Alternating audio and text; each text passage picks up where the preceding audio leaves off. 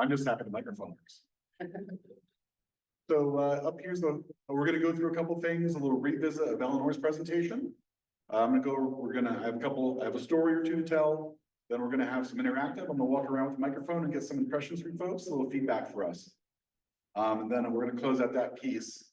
We'll go into information about tomorrow's trip and then close out comments from myself, Peter, Stephanie, and Elise. So first I want to start with this photo, and we learned from Eleanor that photos are really important. Take more of them. You need them. Everybody has presentations. If you're a scientist, even if you're just engaging with the public, photos worth 1,000 words, right? So what does this photo tell me? Number one, everybody's happy. They're smiling. They can tell that we're at Colorado State. We got the stadium. We got the Ram up there. We're at the Alumni Center. It's also nice and sunny out, and we're all stuck inside. Also, Elise is the second tallest person in the room. That's close to 1,000 words, at least. So take more photos. We'll have this photo available for everybody on the website, so you can talk about your wonderful time here and hopefully repeat this effort in the future. So then Eleanor also mentioned, don't assume the person you're talking to in the field. When you're talking to your farmers, when you're engaging with people, don't assume that they're uneducated. Don't assume that they don't know anything about science. And I have a story about that.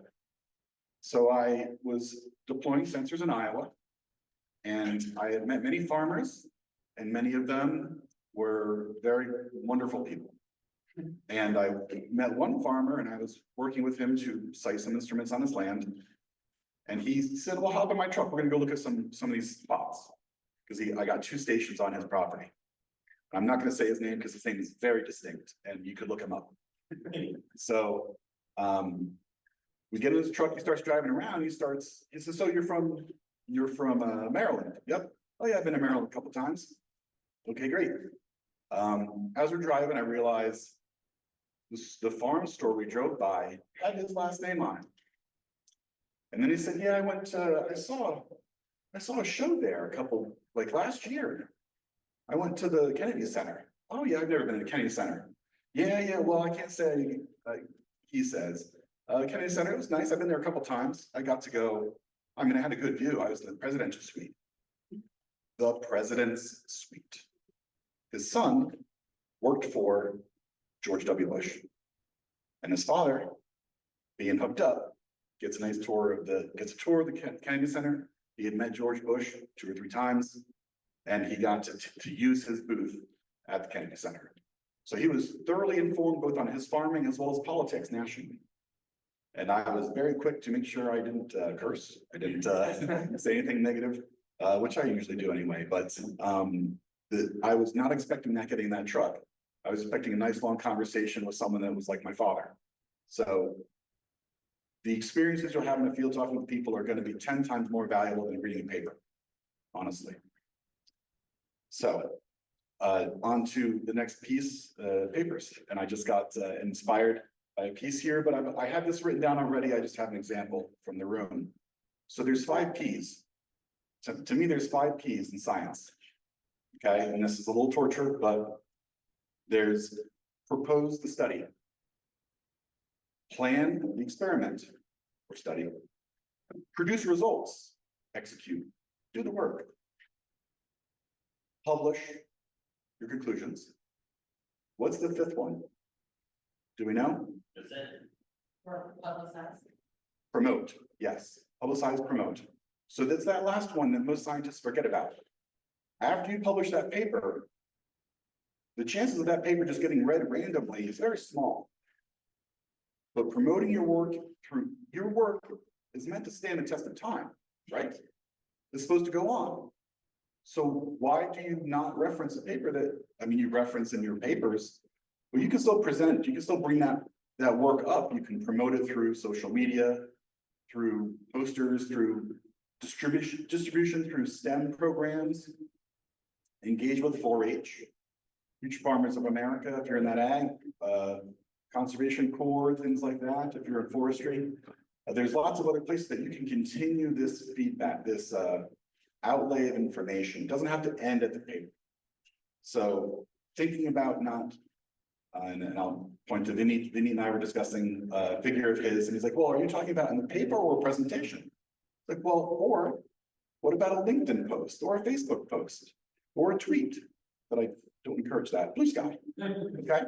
So think about those other things. Think about communicating your information in one figure, one table, one photo. One photo can all, you don't have to explain the entire world. One photo just relaying that the work you're doing, soil moisture, forest fire, yield production, any of that, this is transmissible across all walks of science. So promoting your work through various avenues. So everybody has if you're in the research, you have like an H index, right? You're measuring how many people read your stuff. And a couple of folks have mentioned, so I use LinkedIn a lot. That's just that's my source. I kind of adopted about a year and a half ago. So just for numbers and standard social media sharing, you want to have about a 2% engagement rate. Engagement rate is you post something, it gets an impression, means it's on a page and it slides by someone as they're looking through. The same with like a tweet or a Facebook post or something. But 2% is pretty good. On average, I get 1,000 impressions a day through my page, through my links on LinkedIn. I have a 2% engagement. So 20 engagements, someone likes something. And usually it's very inane or simple, but I build that up. So then when I do share science, it's there. And I can trick people into learning something that day. So think about all the different ways that you can share your information. Don't be limited. You can invent a new way. Claire Chu's not here today. She had to go to somewhere else, but she has a YouTube channel that she wants to post more on. And that's a great way to engage with people, is sharing your information. Going to meetings is a limited audience, but putting videos online, sharing pamphlets, sending posters. We have the NIDIS poster of soil moisture that we're trying to distribute that out to get it in places where people can learn. I had this question earlier today. I didn't get to ask it, but who here, so think about your secondary education, your high school, grades 9 through 12. Who here took biology? Who here took chemistry? Who here took earth science? A couple of hands, a lot of hands going down. So earth science is not standard. My kids don't take it. And that's what we're all working in. So we have to work extra hard to get our information out. My kids can do stoichiometry and chemistry, but they can't tell me what soil moisture is valuable for. They kind of refuse. They're usually playing Fortnite and not speaking to me. So think about how you engage, think about how you publicize and promote your work. If you're not going to promote your work, no one else is going to. So you have to start. Don't rely on just that publication. That's not the end of the story. So thinking back to Eleanor's work, thinking about what I just said, I'm going to go around the room and I'm going to just spot check people, but you can raise your hand if you want to save other people the embarrassment. I'm going to ask you, how are you going to implement better communication going forward? Okay, so thinking about everything you learned today, your little exercise, think about how you're going to improve your engagement. So I'm going to start with Peter. Well, I guess my first takeaway is I'd say that hosting the National Soil Moisture Workshop is really fun and you should do it.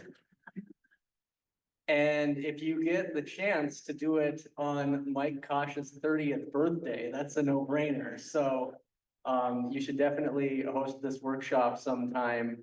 In terms of communication, I guess that is an important challenge to make sure that we're promoting our work. I think that social media can be a little bit draining, but one thing that we've been able to have some success with is building an audience through a blog. So there's a lot of different ways that you can approach these types of problems.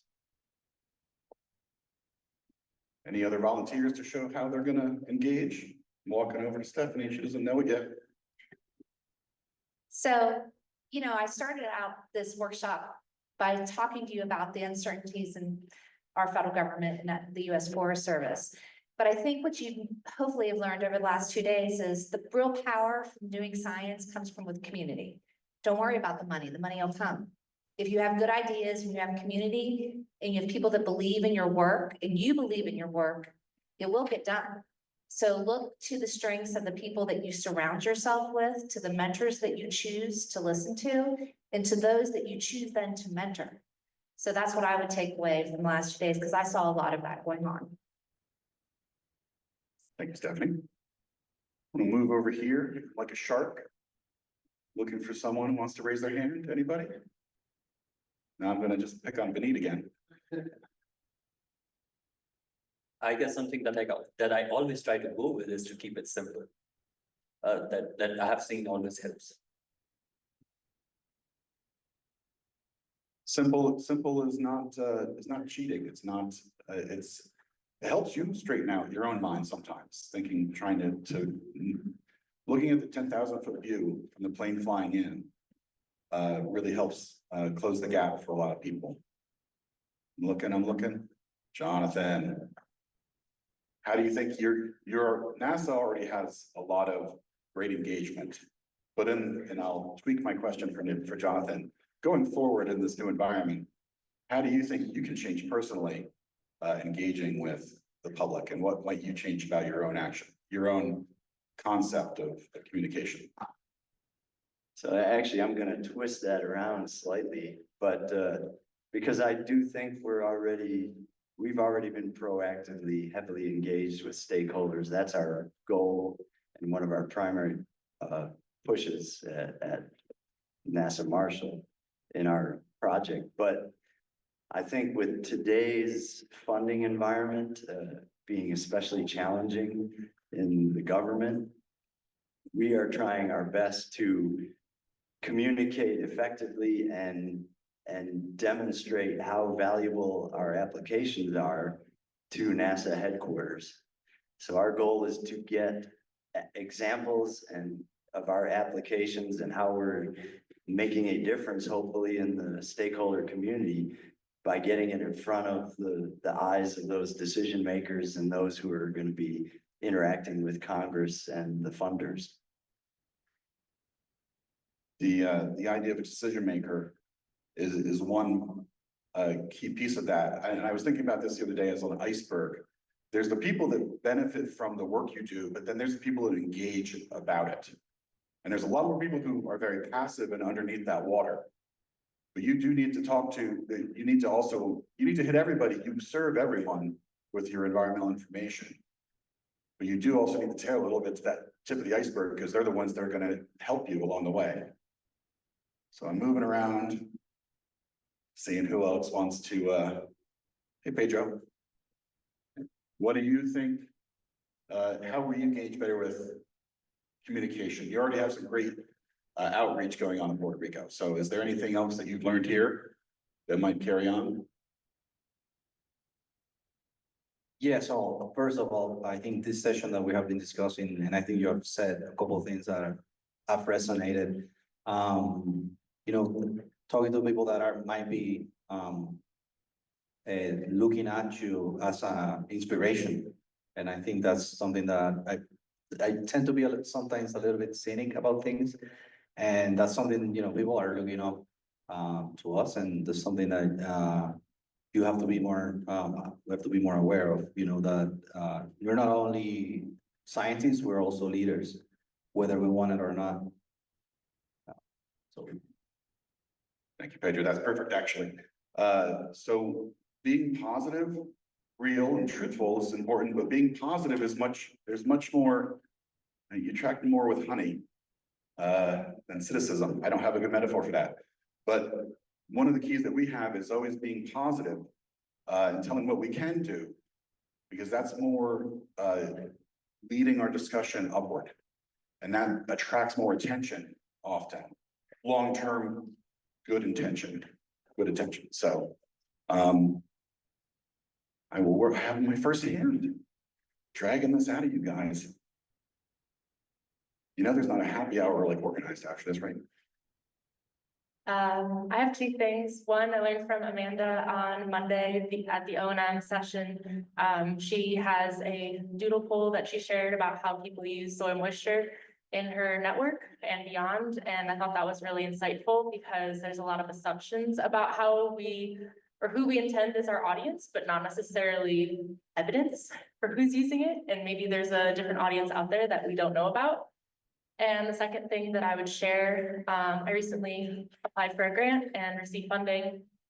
And one of my deliverables is having a one-day community forum incorporating tribal communities, cattle ranchers, farmers, NGOs, federal employees, to come and listen to the work we're doing in a specific watershed and give them an opportunity to raise concerns or issues they have that I may not consider, and to just kind of get everybody on the same page. I think that's something I've learned the past few days as we're all working towards the same thing. We should have more discussions with our local communities. Thank you. Any other? This is your audience participation award. I think it's always having a good elevator pitch. I've met so many people who don't know what I do, and I imagine a lot of us have to explain that out every single time. So people in business or somebody who never would interact with your data, if they know what you do, maybe they'll go look after the data that you collected. So having a good elevator pitch. Good elevator pitch, or I'm not gonna say a urinal pitch. Guys, you know what or under the stall, ladies? No, that's not a good time for science. Just move along, water cooler, it's fine. So any other comments in general that the audience would like to make? Otherwise, we're gonna move on to our next instructions for tomorrow. And then we'll have a few closeout words. All right, well, thank you for engaging here, and thanks again to Eleanor for helping steer us with that guidance today. Everything I wrote, I had the 5 Ps before, but this all came from listening to you and that presentation. So thank you so much. Great, thanks, Mike. Okay, everyone, so tomorrow is the field trip.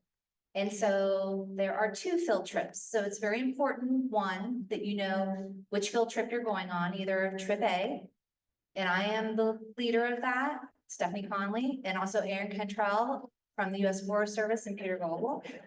And then there'll be a field trip B, and that is Elise and Mike Cosh will be leading that. And the other reason why those 2 field trips are different is because they get back at different times. So that's really critical, and we made space for you on either field trip A or field trip B, and there's limited participation allowed on these field trips. So that's why it's important that you know which one you're on. The agenda, make sure you look at the agenda, and it's very important for you to know that tomorrow you're going to the Hilton Fort Collins North parking lot. It's at 425 West Prospect, and you must be there on time because we will leave. So we will not be waiting for folks because we're meeting our partners and collaborators at various stops along the way. We need to be prompt on time. So that's the first thing that I want to get everybody engaged with. The second thing is, we're going up into the mountains, and a lot of you have extensive hiking and backpacking experience. Some of you may not. It's really also important that you take a look at the field trip preparedness and that you are ready to go out into the elements, because once we get out there, we won't be able to come back. And check the weather this evening and check the weather first thing in the morning, and make sure you're dressed in layers, you're prepared for rain, you're prepared to be chilly, and you have good walking shoes. So those are the 3 things. Also, water and extra snacks. We will provide a boxed lunch, but we don't have an excess amount of snacks for tomorrow. So if you are somebody that gets hungry throughout the day, your blood sugar might drop, make sure that you bring extra food along with you. Also, if you have any medical emergency situations, like you need an EpiPen, you're allergic to bee stings or something like that, let one of the field trip leaders know so they can assist you in case of emergency. We will have radios with us on field trip A as we head up into the mountains. Forest Service will be providing extra safety along the way, and we will have a trailing vehicle in case of a medical emergency. We'll also do a field, what we call a tailgate session, safety session, just reminding you about snakes and loose rocks and different things like that.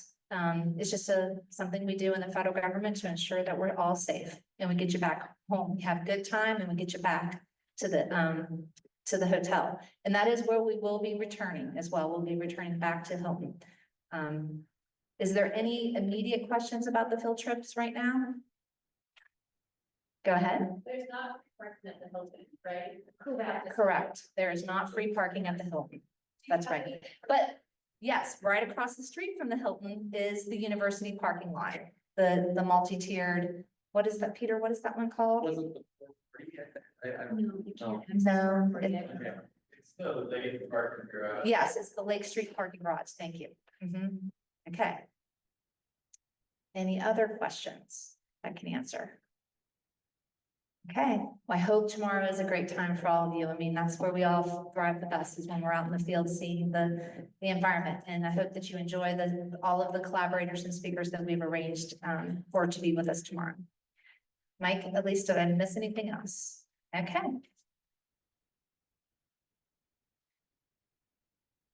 All right, thanks, Stephanie. So Mike will have a few final closing words, but I wanted to say a couple things as well.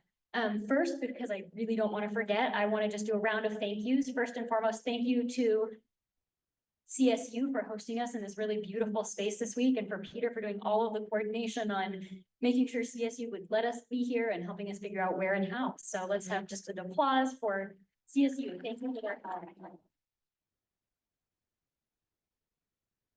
And then I also wanted to just give a shout out to all of the co-organizers. You've seen lots of emails come from me, but there's lots of background work that happens to make a workshop like this as exciting and fun and wonderful as it was. So I want to just thank Peter and Mike and Stephanie and Helen Silver, who you haven't seen as much this week, but really was very helpful on a number of fronts, especially with the O&M workshop. So big thanks to them.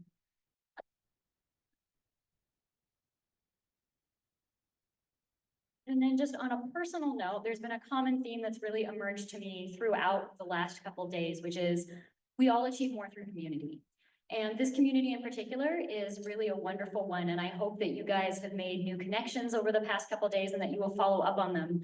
When Mike was asking, what's your plan for communication going forward? I encourage us all to think not just about how are we communicating broadly when we throw things out to the world, but what are those one-on-one connections, and how do we communicate effectively with people we want to be partners, or who we want data from, or who we just now want to be our new best friend.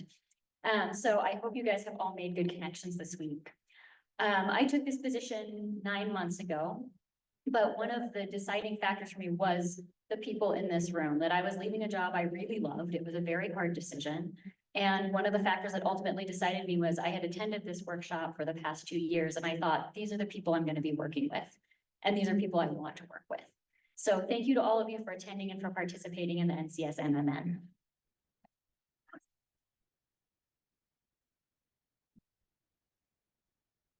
Yeah, so I also have to give a thank you to Elise. You know, I've been slammed at work recently, and this would not have all come together so seamlessly without all her hours of planning and work. So thanks, Elise, as well.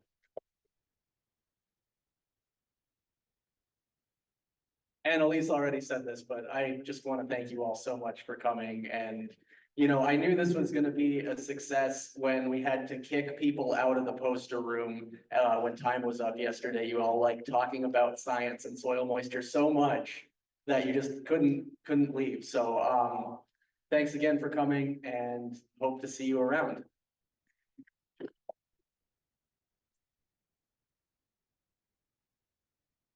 We are almost on the exact time here, so I might wind up going 2 minutes over. So just bear with me. We have a couple of final things that are to expect as we go forward. First is you'll have some communications. We're gonna get a survey out to you, asking you how you like the conference, and it's lovely to receive positive comments. We can also receive negative comments, or at least constructive comments, of what could have been better, what could have worked. Microphones are gonna be on that list for a little bit. Mike running around. But those are the types of things that we try and incorporate the next time. So, and when I say the next time is currently we have a great host in Peter here this year. Last year was Utah State with Scott Jones. We are looking for next year. We kind of move around. We're nomads. If you're interested, please let me know, let Elise know, and we'll work out what the logistics are, so you have an understanding of what's involved. There's not a lot of money, not a lot of fame or glory either. Yeah. I think I got about 10 emails a day from Elise the last 2 weeks. So that's something we're looking for. We're also looking for nominations for the Soil Moisture Community Leadership. So that'll be coming out in about 6 months, maybe 9 months from now, depending on how organized I am. But we really like to honor the effort that people put in. There's no pay for most of us in doing this, but it's really about making, I have to go to work and I have to do stuff. And this is a great way to work. It's a lot of people smiling back at me. So that's a very positive thing. Something I like to do in my spare time is think about soil moisture and all the people I get to meet along the way. Last thing. So, survey to come. We're also going to have videos online, all but earlier today. So you may have noticed halfway through the morning, the video clip went on and said, your session is recording, because I missed the first 3. So I missed the fantastic presentation by Syed in the morning, unfortunately, because I was a little distracted. So most everything is recorded online and available for free. We're really thankful to NIDIS for keeping this meeting free. That really keeps the doors wide open, keeps student engagement. We have a breadth of people here at this meeting, from postdocs, sometimes undergrad students, all the way to senior scientists and old fogies like me. So we try to keep that free, and NIDIS is the one that helps us do that. So really a big thank you to NIDIS. We have to pass that along to them. They're not here. But with that, I encourage you to keep in touch with the people you've met. We'll have information going out in emails, and keep in touch with the people you need and keep your research going. Really appreciate everything you're doing. And thank you very much.